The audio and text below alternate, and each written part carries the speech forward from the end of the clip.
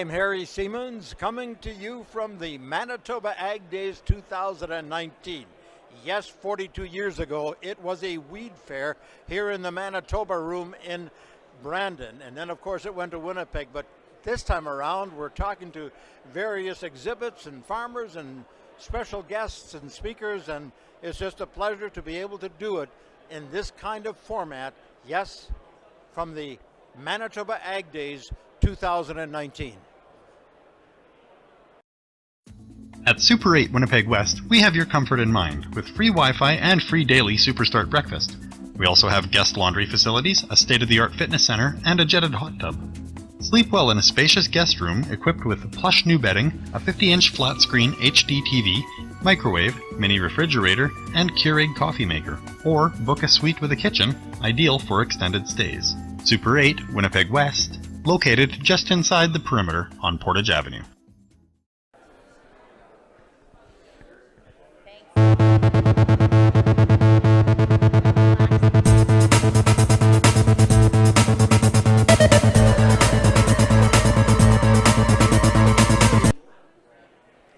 Hi, I'm Harry Siemens, and wow, we're here at the Manitoba Ag Days. 42 years ago it started in the Manitoba Room, but I'm not going to tell you about that. I'm going to get you to listen to Kristen Phillips. Kristen is the show manager, and it's been going for some time. And tell me just briefly how it started. Yeah, so 42 years ago, we started here in the Manitoba Room at the Keystone Center, and then the show would as the weed fair. And then we would rotate from Brandon to Winnipeg. So one day would be in Brandon, one day would be in Winnipeg. And then when the Keystone Center expanded in 1993, we made a commitment to them to be a 2-day show just in Brandon, which all of the exhibitors loved. Because can you imagine packing up and heading to Winnipeg and getting set back up?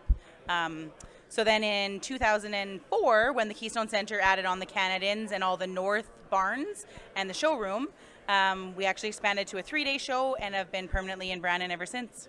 I remember the first one. I remember the first one in Winnipeg, and I remember that decision when people said, because I know how tough and difficult it was to get equipment into Winnipeg, you know, and so coming to Brandon was obviously a huge move. But you know, one of the things that I was going to ask you, and that has to do with 550 exhibits, and there's a waiting list. So when somebody wants to get in, do they really have to go through that long waiting list, or how does that work?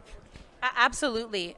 So the way our show works is that every exhibitor that's in our show is guaranteed their show space as long as they register during registration. So once you're in as long as you follow all the rules. But then everyone else has to register at the same time, which is how we populate our waiting list. And it populates from year to year because we are all web-based. So the whole system's online. And so we can tell how long someone's been registering to get into the show.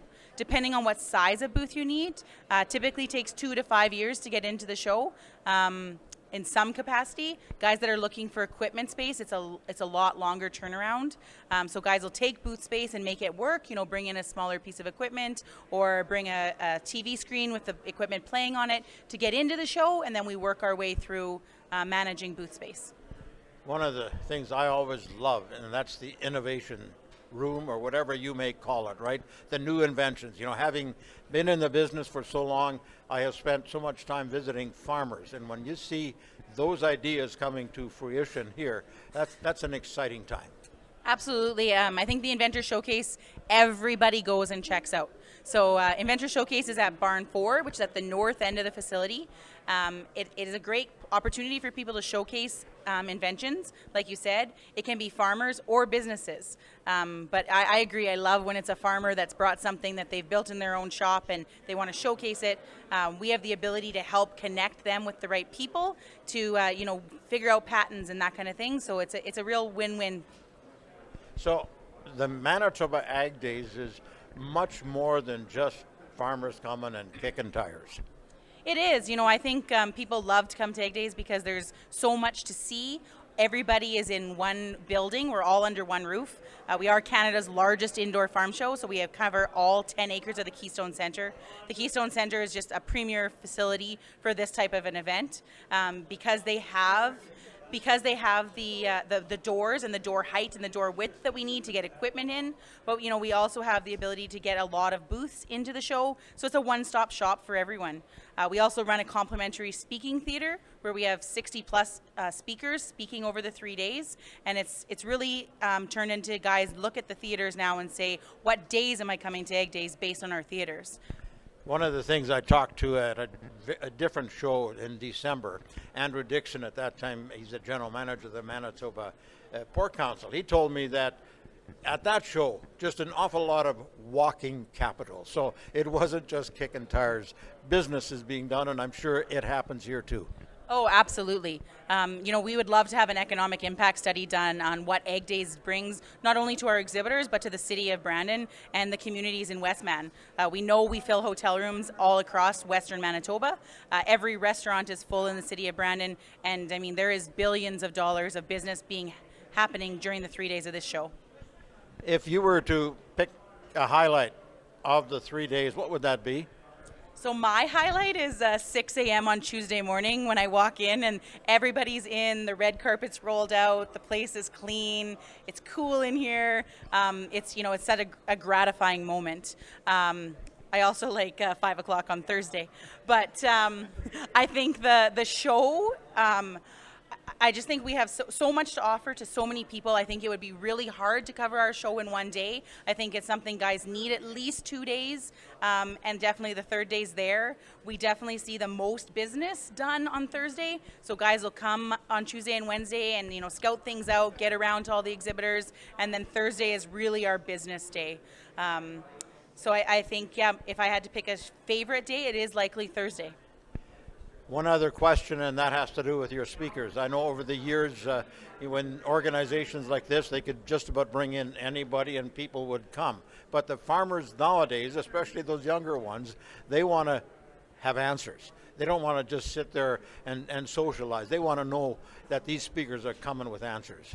Yeah, I think our speakers have just lifted the bar completely. We bring in world-class speakers. We're bringing speakers from, Germany, Russia. We have speakers from all over the world that come.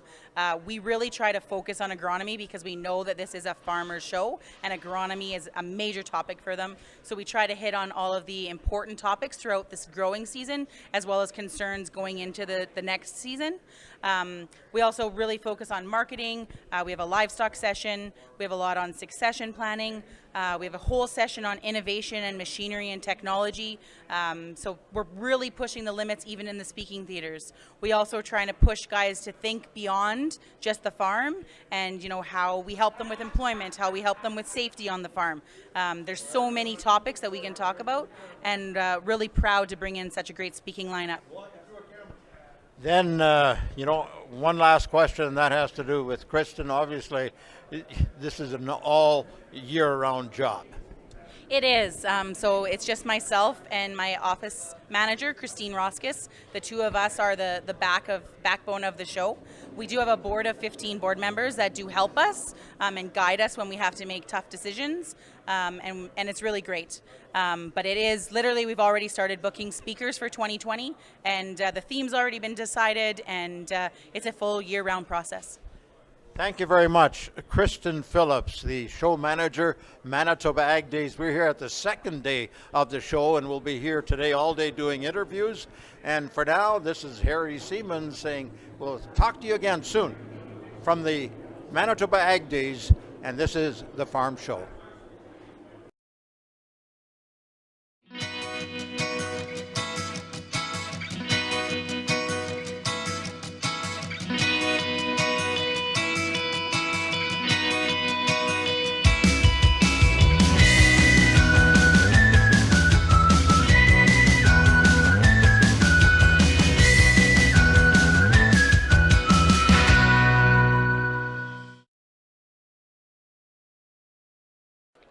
Hi, I'm Harry Siemens, and welcome back to the Farm Show, and we're at Ag Days, Manitoba Ag Days 2019, and right now with me is Melanie Perkins and Cypher Environmental. First of all, tell me, who is Cypher Environmental?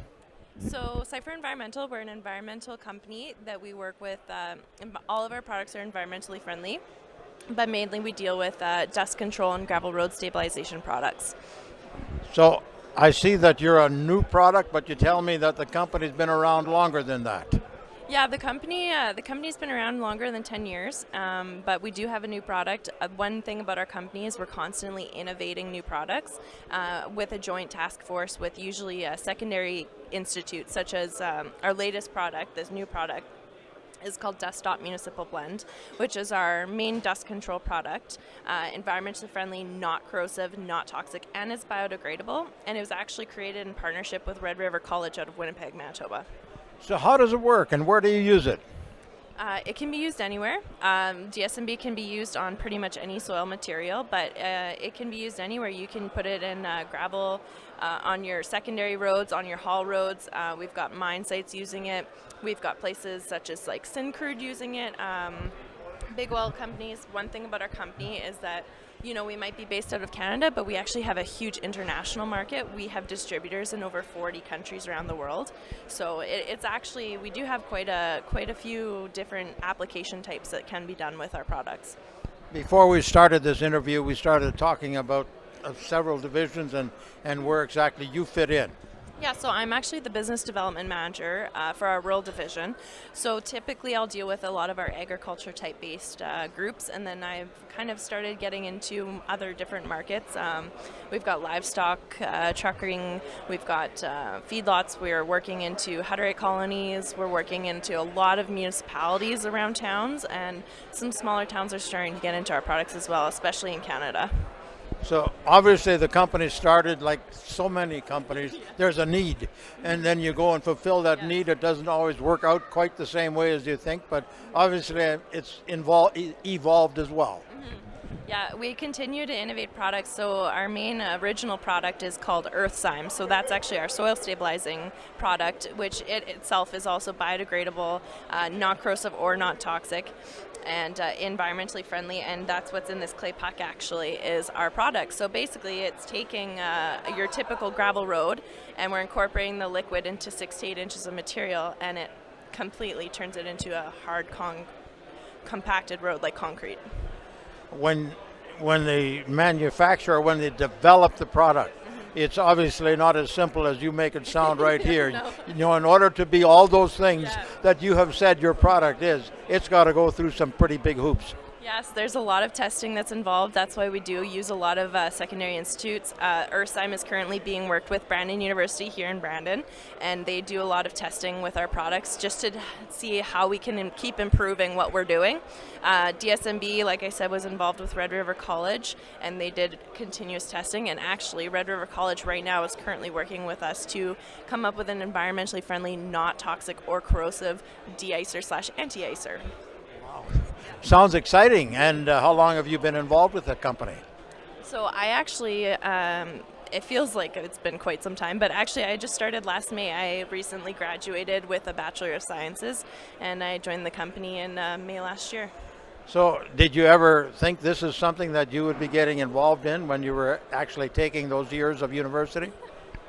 Not totally, actually. So I first started out, I'm actually a geologist. I'm an environmental geologist, and it was kind of weird getting switched into sales, but I mean, we're still technically involved in a lot of geology world. We're working with soils, we're working with people for their everyday projects, and a lot of our clients are mining companies, so I still get to have some fun and play with some rocks every now and again. I grew up in rural Manitoba, and it was always interesting when you'd see the dust on the gravel road, and then you get by a yard, and all of a sudden, just like that, a little darker, and no dust. And I guess that's what you people are involved with. Yeah, we're working on basically, especially for the agriculture world, our company's never really started evolving into ag before, and now that I'm a farm kid born and raised, so I thought, guys, we've got a big market here. We got to get into it. And so we decided, we started coming to shows like this. And if we can help people in any way that we can, make it safer for one at their farm sites, make it safer on roads, no near-death accidents, And also we're saving their soils, adjacent soils on the cropland. We're making sure that, dust isn't going to be landing on your crop, and you're increasing your yield that way as well. So, Very good. Well, it sure is a pleasure to visit with you, and good luck, and as you continue to evolve and develop with the company. Yes, thank you so much. It was great talking to you. Melanie Perkins with Cypher Environmental. Again, it's so interesting to see how companies start out of a need, and then before you know it, you've got something that's really a benefit to so many people, and especially to our great soils and environment. This is Harry Siemens from Manitoba Ag Days 2019.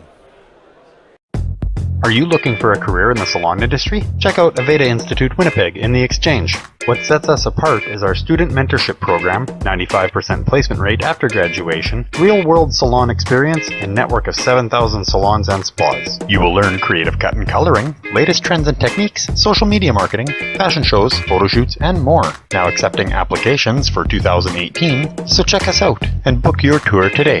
Aveda Institute Winnipeg. Hair school the way it should be.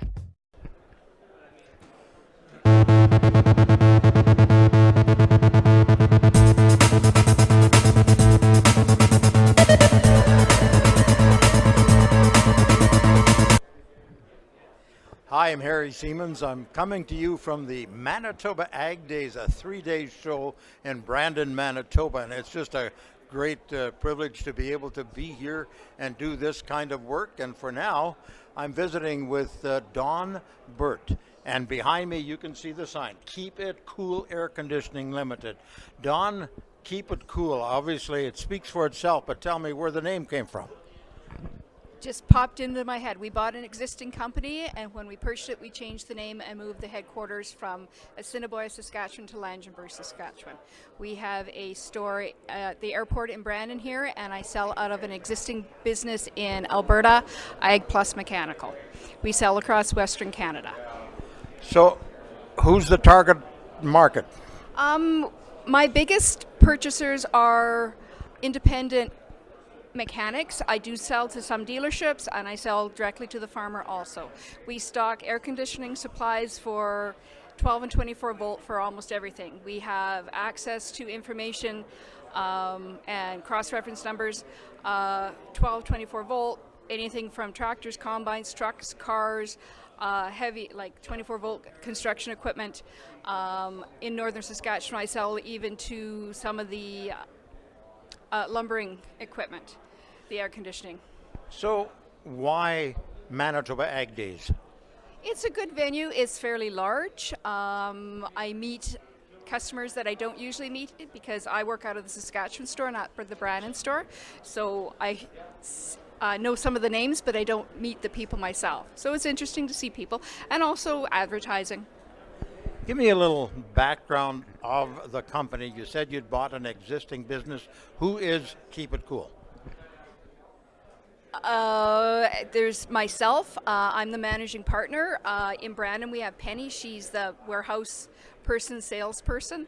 And like I said, in Alberta, we sell out of an existing business. And working with me in Langenburg is Dorsey Hertline. She's the one that packs and ships most of the stuff, does inventory control.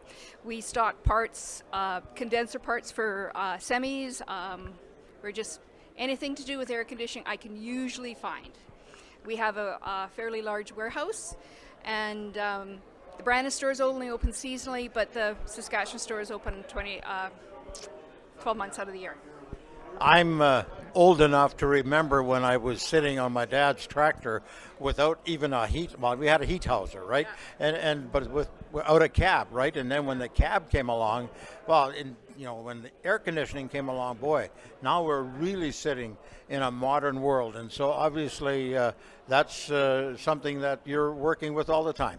Yeah, and a lot of the equipment now you can't even open windows on, so you need the air conditioner. If you're sitting in a glass house when it's even 8 degrees or 12 degrees out, it still gets pretty warm in there. So when you hit 35 degrees and you're trying to get your hay crop up or your silage crop, you're like roasting a chicken. It's very important. Like I said, we have in stock a lot of stuff. Most of our stuff is aftermarket, but I do have some original manufactured stuff.